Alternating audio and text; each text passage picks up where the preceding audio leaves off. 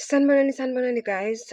Today it's a Thursday evening. I'm just tired coming from work as I still keep my 9 to 5. Um, I'm not even going to do an intro for this point of view that I want to make, but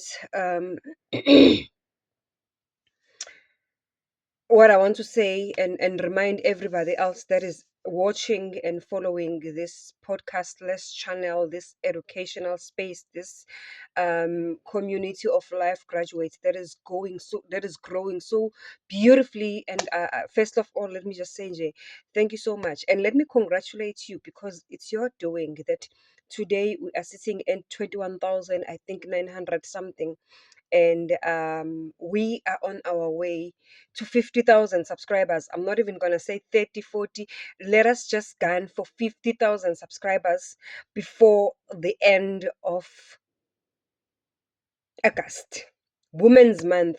Let us please support me, because if you support this channel and awugcini ngokubuka nje kuphela, but uyabuka uphinde wenze sure ukuthi uyazama ngayo yonke indlela ongayenza ngayo ukubekezelela ama-adverts, because ama-adverts iwona ayasize. Uya u-YouTube yakuphe lo 2 cent lo $1, yabo, just for ukuthi-ke asi-reward back for umsebenzi esiwenzayo on the channel. But when I started the channel, when I started the podcast, when I just joined the YouTube a while ago, my aim has never been to make money out of YouTube, but my aim has always been to give back to the community in the form of educating, in the form of uplifting the community I live in a form of in a form of many ways. And I didn't even know ukuthi as I'm starting a channel, I am provoking something this big. How do I put it? NgesiZulu, ake ngiyibeke ngesizulu khona nizongizwa kahle. Ngangingazi ukuthi uma ngiqala particularly i-podcast, ngingakubali loko ngeke ngakwenza before on YouTube. Ngangingazi ukuthi maningi kangaka amathumba engizowagqabhuza. Ngiyezwakala yini?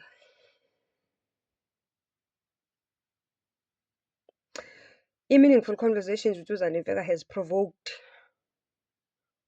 provoked big things.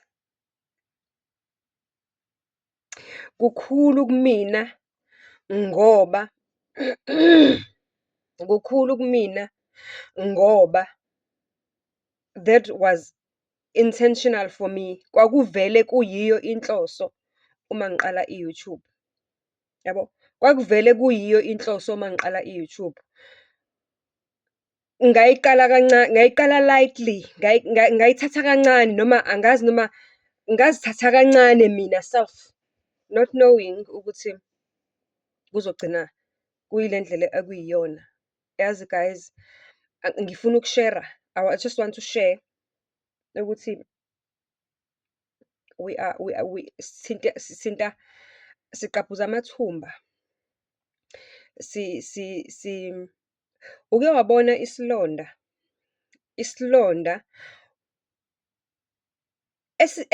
esidala, esinomgodi deep inside, to a point that ukuthi singanakekelwa, singa-treat-wa ngendlela, up until ngoba isikhumba, it's one of the cells esikwaziyo ukuthi sizi-repair-e sona self mangabe silimele, to a point ukuthi isikhumba size siqalelele sakhelele uqweqwe olusha ngaphezulu, kumbozeke, yabo?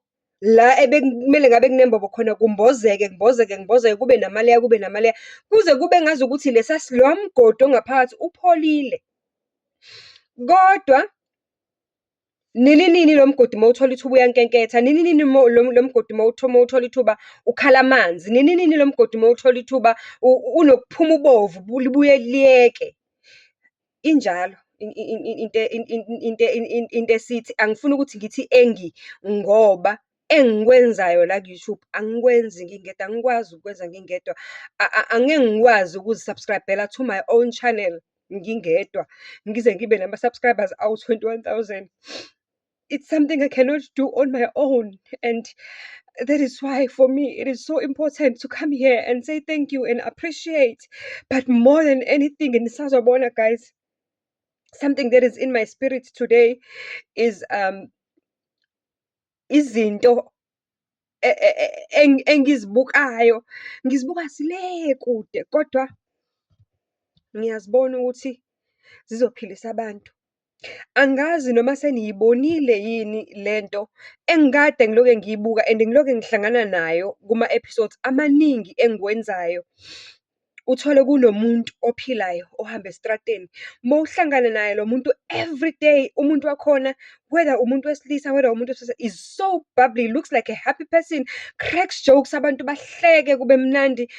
But unje empilweni. Unje, mangabe ngithi unje, ngisho ukuthi is a loner, is lonely, is alone in so many different ways. Kodwa lo muntu wazalwa nabantu, wazalwa umuntu, une-family, unama-relatives, kodwa bonke bamlahlile. Bonke bamlahlile. For one reason or the other, bamlahlile, and ayikho indlela yokuthi a-reach out kulabo bantu. Ngoba mangabe reach out, it's either ukuhlangana ne-rejection, it's either bayamamukela as long as enento azoyikhipha ekhombisa ukuthi, kusho ukuthi kufanele makakuthenge ukuthandwa yibona, noma kufanele makakuthenge ukuba seyimpilweni zabo. Uma ngabe engabanikezi next, if he has got nothing to show for it, then they don't care. Noma uyaphila, noma udlile, noma akadlanga, noma ulala esitrateni. Angazi noma niyibonile yini guys lento kwawena ama-life.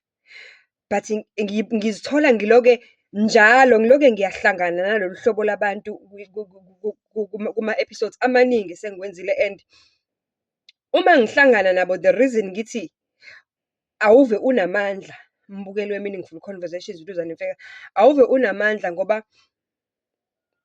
mina ngikaze ngi-enjoy imali ka-YouTube. It's not a lot, kodwa futhi at the same time angikhumbuli ngisho ngithatha imali ka-YouTube mina ngiyohlala phansi e-restaurant ngi-enjoy ngidla, ngi-enjoya nje. Each and every time I get low 3,000, low 2,000 waka-YouTube, there is always somebody osuke kumele makabhenefithe kuwona, either way. And most of those people, I've even, angani nanokuthi iy'ngane zami ey'dlala ibhola ngagcina nini ukuzisapotha with imali yokugibela and what not. My focus has moved, have shifted so much yaba kakhulu la ku-YouTube, of which angizisoli futhi nangako lokho ngoba laba bantwana at the end of the day, as much as ngibasapotha banabazali, even though abazali bakhona bexakekile bengathathi entweni, but at least they have someone. Here I'm talking about people abazalwa nabantu, abazalwa abantu, abahlobene nabantu, kodwa abaphila impilo yobuntandane. Umuntu ayiphila impilo yobuntandane ezalwa nabantu, ahlupheke umntana abantu ezalwa nabantu, bambuke abantu bakubo ehlupheka, azisondeze kubona, baze engathi bayamthanda ume right. Uma engekho right abamfuni. Siyi-generation enjani? Why umndeni sowayeka kanje ukubaluleka? Yazi kuqala kwaye kuthiwa kunesisho sesiNgisi esithi blood is thicker than water. Kwakusuke kusho ukuthi no matter what, umndeni ngeke wakulahla. Yingakho nesiZulu sithi asikho isilima esindlebende kwabo, ngoba ngisho noma unganjani ekhaya kini bayakuthanda, bayakwamukela, basi-understand isimo sakho. But akwenzeki in this lifetime. Why are we like this? Why there are so many people who are suffering kodwa bazelwe? Why there are so many people nabazali qobo labo abakwazi ukuba nezibindi zokulahla abantwana babo? Umzali abe nesibindi sokuthatha ingane ayidayise, umzali abe nesibindi sokulahla ingane ihlupheke ekhona, umzali abe nesibindi sokukhetha izingane ezizele, athande leya ingasho lutho kuyena. Why? kwenzakaleni? Yazi iyangikhathaza lento, and I don't know what supernatural powers can I actually have to fix it. Kwenzakaleni ezweni? Why are we such an uncaring generation?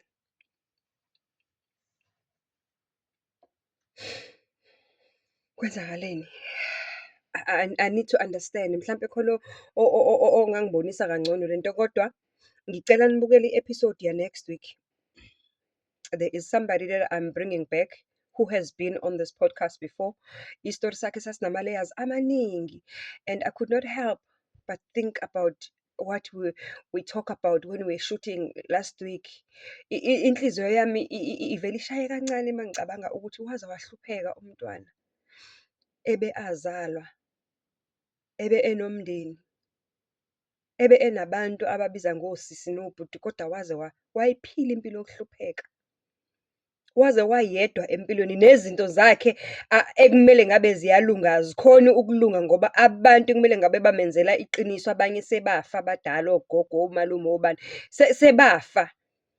Abantu ekumele ngabe bamtshela iqiniso, bamkhiphela ukuthi kahle kahle-ke mina njengoba ngihlushekiswa kangaka, noma njengoba nginyumbazwa kangaka, kanti ngiyiliphi-ke, ngihambe ngiyozifuna ngizithole, ngilungise okwami ukuze nami okwami kungilungele ngelinye ilanga. I don't know, guys, but it makes me emotional. It makes me emotional, and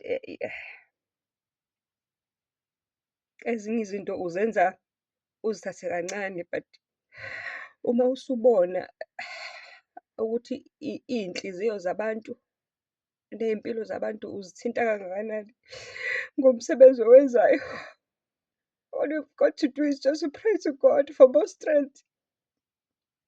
All you've got to do is to pray to God for more support, because that's what I'm realizing more than anything, ukuthi I need support. Angikwazi ukuthwala iy'nkinga zabantu abaningi abezwa nge-podcast ngiyi-one. Ngiyafisa ukubasiza bonke kodwa angikwazi. That is why, guys, I'm only gonna ask you one thing, ukuthi uma nibuka ama-episodes, ngiyacela, don't skip the advert. If you are able to join a channel membership, do that. Because angithandi ukucela ama-donations, angithandi ukucela iy'mali zabantu ngoba ngifuna ukuyosiza abanye abantu, because angizithembi ngey'mali zabantu, angifuni ukungasho. I cannot trust myself with imali yomunye umuntu, ngoba mhlampe nenhliziyo yami ayikho kokufikeleli kuleyo level ukuthi ngithi ngicela ama-donations, ngifuna ukuyosiza ubani bani. Yingakho uma ngabe ngihlangabezana nenkinga, ngiye ngifune ukuyithatha ngiyibeke emahlombe ami, ngifune ukumsiza umuntu ngamandla ami enginawo, kodwa I am drained. I'm drained. Ezami iy'nkinga nami nginazo ezami iy'nkinga, ezami iy'nkinga nami zingimele. Akekho umuntu engicela kuyena, akekho umuntu ongilekelelayo, but I have to wake up every day and carry my head high, you know? Ngimise amahlombe, ngismile uma ngihlangana nabantu, ngibe yiloyo nto e-happy and victorious. Meanwhile, I know ukuthi at some point I feel like ngazi ukuthi kunabantu engibafeyilayo because ngazi izinkinga zabo ezijulile. But I am unable to help fully.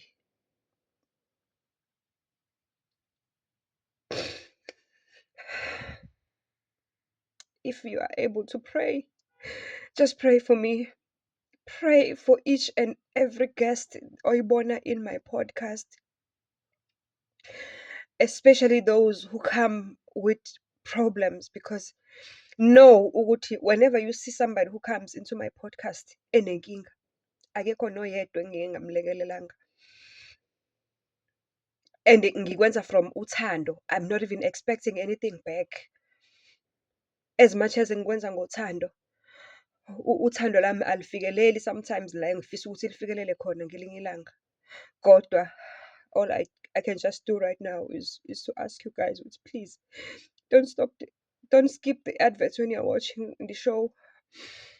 And if ubona umuntu engimlethayo kwi-podcast and isitori sakhe siyakuthinta, khona la sifika khona enhlizweni yakho and ufisa ukumsiza, please reach out to me.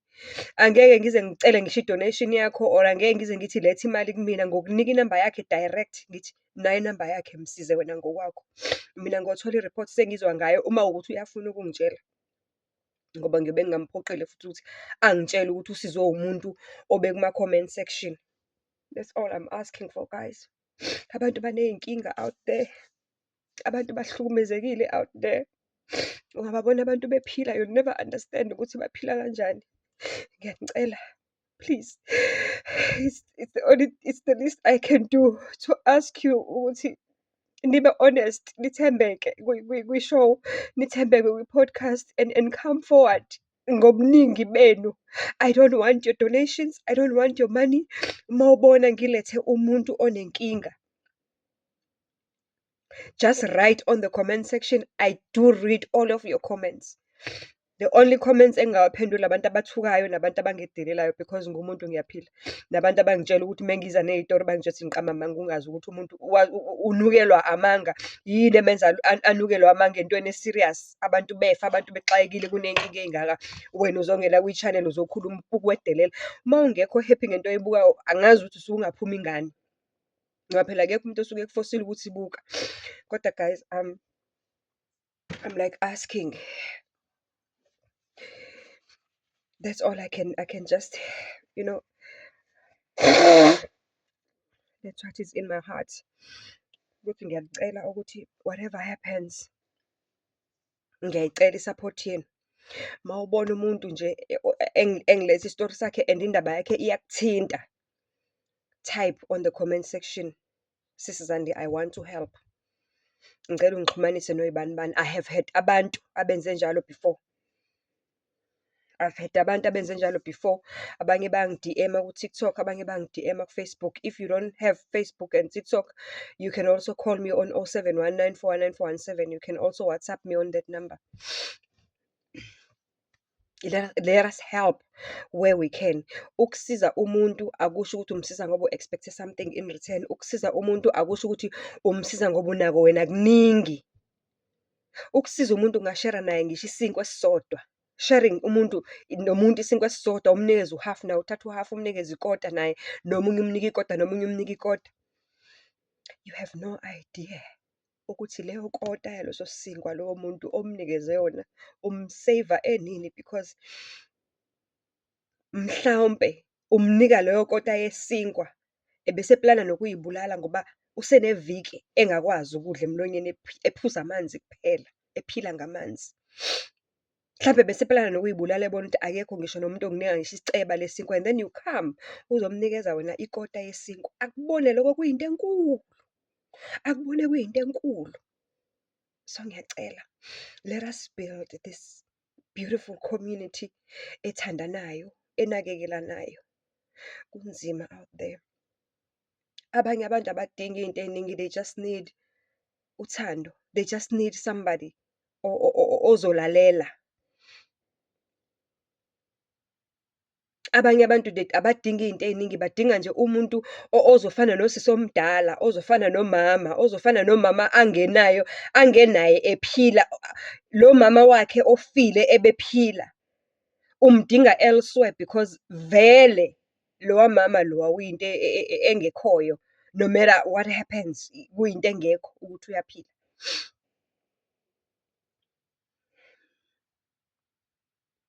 That's all I wanted to share this afternoon. Bengithi ngizokwenza i-live, but ngiyabona ukuthi angeke ngiyikhone live because I'm just feeling too emotional, guys. I'm just feeling too emotional. And ngiyacela ningikhulekise. Angifuni ukuthi ngi-reach a point where I am giving up because I am emotionally drained myself, because when I'm giving up, I will be failing. Nqwaba abantu abagcwele kuma-DM wami abadinga usizo nhlobo. Abanye bayasaba ukuzwa kwi-podcast. Abanye abaney'bindi asebey'nikele abafunayo ukusizwa holistically. Bayasiqunga isibindi beze. Ngicela ningikhulekise because I cannot give up, because if I give up, ngizobe ngiyabafeyila. I will be failing those people. So ngicela niqhubeke nokusupporta. Ngicela niqhubeke nokusupport-a, niqhubeke nokubuka. Please guys, the least you can do with that Wi-Fi, with that data yase-office obuka ngayo, with that Wi-Fi unlimited unlimited yasemsebenzini or yakephi kephi, with that Wi-Fi yakho or yedatha yakho yokugcina, the least you can do is do not skip the advert. You can even go into an extent as far as ukuthi uma ubona i-advert mengabe idlala izifika la kuthi learn more, cofa that button ungene kwiwebsite, ubuye uphume kuleyo website, ubuye uphinde uphindele kwi-episode uqhubeke nokubuka. Or ungabuka ubuke ubuke mawuqeda ubona ama-advert ngoba ngiyawazi they are annoying. Uma ubona ukuthi ama-advert ayakunenga, ubuke ubuke ubuke uqede uhambe uskipha and then mawuqeda phinde uyibuke i-episode on silent. Just thatha ifoni uyibhekise phansi udlale i-episode, idlale konke nama-advert akhona ize ziphelele. You would have made a huge difference to a lot of people abadinga usizo lami. Abanye ngiye ngize ngizibuze ukuthi lo muntu ungithembe ngani ngenkinga enkulu kangaka on. Yeah.